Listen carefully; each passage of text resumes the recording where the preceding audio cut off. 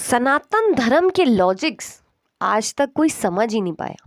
अगर समझ जाता ना तो इस पूरी दुनिया में सनातन धर्म से बड़ा कोई धर्म ही नहीं होता। सनातन धर्म के खुद सनातनी उस धर्म को मानने को तैयार ही नहीं है। कह रहे हैं ये क्या बेकार की बात है, ये कैसी सभ्यता और कैसी संस्कृति और कैसा धर्म है। सनातन धर्म तो इतना महान धर्म है कि मैं बता नहीं सकती। बड़े बड़े साइंटिस्ट भी मानते हैं कि सनातन धर्म सबसे बड़ा धर्म है। सनातन धर्म में सूर्य को नमस्कार करना बहुत जरूरी है, सूर्य को जल चढ़ाना बहुत जरूरी है। पर आज किसी के पास टाइम ही नहीं है कि कोई इस धर्म को अपना सके, इस नियम को फॉलो कर सके। साइंटिफिकली मैं बताती हूँ कि कितना जरूरी है। साइंटिफिकली अगर आप देखें तो सूरज की रोशनी से ना विटामिन डी मिलता है। आज डॉक्टर्स विटामिन डी की गोलियां दे रहे हैं, वो हमें खाना मंजूर है, पर सूर्य को नमस्कार करना हमें ज़रूरी नहीं है। अगर आप सूर्य को नमस्कार कर लें तो सुबह की जो रोशनी है, प्योर एनर्जी है, वो आपको मिले। पर आपको नहीं चाहिए, आपको तो नेगेटिव एनर्जी में रहना है कि पैसा कमाओ पैसा कमाओ पैसा कमाओ। पैसा कमाकर भी कोई आज तक सूर्य नहीं खरीद पाया, सूरज जैसी रोशनी नहीं दे पाया जो पूरी दुनिया को प्रकाशित कर रहा है, पूरी दुनिया को जिंदगी दे रहा है। सूरज से आपको खाना मिल रहा है। Sunlight is very important to grow plants. Sunlight is very important to survive. ये तो सभी को मालूम है, पर कोई फॉलो नहीं करता। और सनातन धर्म इसे बहुत पहले से करता हुआ आ रहा है, शुक्रिया करते हुए आ रहा है सूर्य देवता का। हाथ जोड़ना क्यों?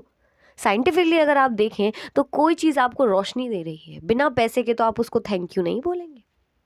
इंग्लिश में थैंक यू और सॉरी तो सबने सीख लिया, पर किसी ने थैंक यू बोलना नहीं सीखा। वो सूर्य, वो सनलाइट जो आपको फ्री में मिल रही है, आप उसको थैंक यू नहीं बोलना चाहते। तो सनातन धर्म को आप साइंस से देखिए या धर्म से देखिए, दोनों का कहीं ना कोई कुछ ना कुछ लॉजिक है। सूरज खुद जलकर हमें रोशनी दे रहा है, तो क्या हम उसे पानी ना पिलाएं? अगर हर इंसान एक जल चढ़ा दे लोटे का, तो कम से कम सूर्य की प्यास तो बुझ जाए। गर्मी में हर इंसान ज़्यादा पानी पीता है, क्यों? क्योंकि धूप की गर्मी इतनी होती है। तो सूरज को कितनी गर्मी लगती होगी। तो अगर आप सनातन धर्म से देखें तो जल चढ़ाना बहुत ज़रूरी है। कुंडली में अगर कुछ उतार चढ़ाव आ जाते हैं तो पंडित जी आपको सूर्य पर जल चढ़ाने की बोलते हैं। तो अगर आप वैसे मानो या आप लॉजिकली सोचो तो कहीं ना कहीं सनातन धर्म आपको कुछ ना कुछ तो साइंटिफिक लॉजिक बता रहा है, पर आज समझ कौन रहा है। आप देखिए, सनातन धर्म में पेड़ों की पूजा की जाती है। बहुत सारे पेड़ों को तो देवी देवता माना जाता है। और आपकी साइंस क्या कहती है कि पेड़ मत काटो, पेड़ हमें ऑक्सीजन देते हैं। मतलब जो हमें जिंदगी दे रहे हैं, क्या हम उनकी पूजा ना करें? अगर सनातन धर्म में पेड़ों को देवी देवता मना के पूजा जा रहा है तो क्या गलत किया जा रहा है? आज लोग पेड़ क्यों काट पा रहे हैं? क्योंकि लोगों को डर ही नहीं है, लोगों को अकल ही नहीं है कि हम पेड़ काट देंगे तो हम जिएंगे कहाँ से। आज हमारे प्रधानमंत्री हमको कह रहे हैं कि ग्रो प्लांट्स, आप वृक्ष लगाएं। वो क्या समझाना चाह रहे हैं? यही तो समझाना चाह रहे हैं जो हमारा सनातन धर्म हमें बहुत पहले से बता रहा है। मोदी जी क्यों इतने अच्छे प्रधानमंत्री हैं? क्योंकि वो अपने धर्म को लेकर चल रहे हैं। देश हमारा बचा हुआ है अभी तक सिर्फ मोदी जी की वजह से, क्योंकि वो धर्म से चल रहे हैं। और अगर हम भी धर्म से चले ना तो हमें कोई नुकसान ना हो।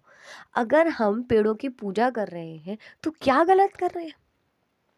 कम से कम हम पूजा कर रहे हैं तो उन्हें काटेंगे तो नहीं, क्योंकि हम अपने भगवान से डरते हैं ना।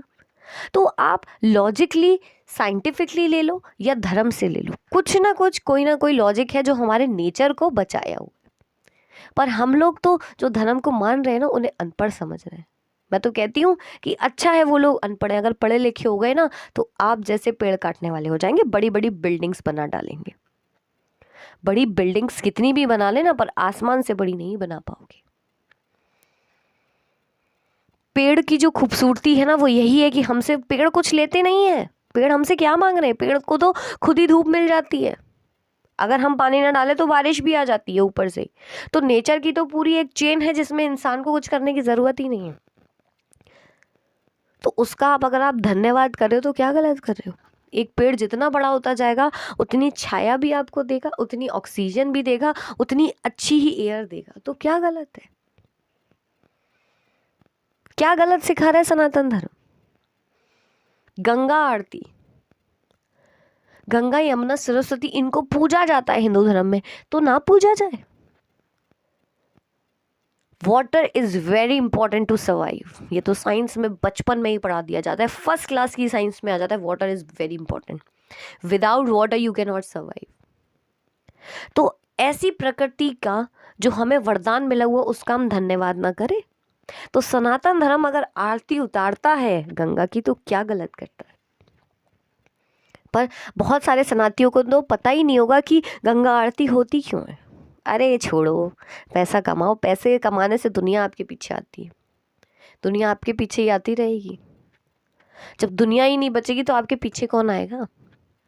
पैसे का क्या करोगे जब जिंदगी नहीं होगी, जब अपनी प्यास को नहीं बुझा पाओगे? तो पानी के बिना ना आप जिंदा नहीं रह सकते, तो वो पैसा धरा रह जाएगा। और पानी, गंगा यमुना सरस्वती आपसे कोई पैसा नहीं मांग रही पानी देने का। हाँ, कोई कंपनी अपना ब्रांड बना के बेच रही है पानी, वो एक अलग बात है। पर गंगा यमुना सरस्वती नेचर से जो आपको पानी मिल रहा है, नेचर से जो आपको सनलाइट मिल रही है, नेचर से जो आपको प्लांट्स मिल रहे हैं, उसके आपको कोई पैसे नहीं देने। बहुत बड़ी और गहरी बात मैं बता रही हूँ कि साइंस में और सनातन धर्म में क्या लॉजिक है, क्यों वो दोनों एक दूसरे से कनेक्ट हैं। और साइंस तो अभी भी बहुत पीछे है, सनातन धर्म बहुत आगे है। आप सूर्य को नमस्कार करते हैं तो आप ही का फायदा है, सूर्य का नहीं। सूरज तो तब भी जलेगा, जलकर आप ही को रोशनी देगा। अगर आप सूर्य को जल चढ़ा रहे हैं तो आप ही का फायदा है, सूरज का नहीं। अगर आप पेड़ों की पूजा कर रहे हैं तो आप ही का फायदा है, पेड़ों का नहीं। अगर आप गंगा आरती कर रहे हैं तो वो आप ही के मैनर्स हैं कि आप गंगा को थैंक यू बोल रहे हैं। हिंदू धर्म में तो धरती माँ की भी पूजा की जाती है। पता है क्यों? क्योंकि धरती माँ इतना सब कुछ सह रही हैं बिना कहे। आप देखिए, आप धरती पर क्या कुछ नहीं कर रहे, कितने बड़े बड़े हैवी व्हीकल्स आप चला रहे हैं, कितनी रोज खुदाइयाँ होती हैं, तो कितना दर्द धरती को होता होगा। एक माँ के पेट से जब बच्चा निकलता है तो औरतों का दर्द तो सबको दिख जाता है, पर धरती माँ का दर्द किसी को नहीं दिख रहा कि हम कितनी खुदाइयाँ कर डालते हैं, कितने बड़े बड़े हैवी व्हीकल्स चलाते हैं। ट्रेन चलती है तो ट्रेन बहुत हल्की होती है, ट्रेन के नीचे इंसान आ जाए टुकड़े हो जाते हैं। सोच कर देखना जो मैं बताना चाह रही हूँ। आपके ऊपर कोई साइकिल भी चल जाएगी ना तो आपको दर्द होगा, और धरती पर तो आप क्या क्या चलाते हो आपको खुद भी नहीं मालूम। कितने बड़े बड़े मकान आपने खड़े कर लिए, आपके ऊपर एक ईंट रख दी जाएगी ना तो दम घुट जाएगी आपकी। धरती पर आप क्या कुछ नहीं कर रहे। तो अगर सनातन धर्म धरती माँ को धन्यवाद कर रहा है, सनातन धर्म में सबसे बड़ा नियम है कि सुबह उठते पहले ही धरती माँ को नमस्कार करो, उनसे क्षमा मांगो कि माँ हमें माफ़ करना, हम आप पर इतना कष्ट कर रहे हैं। पर आज किसी के पास इतना टाइम ही कहाँ है।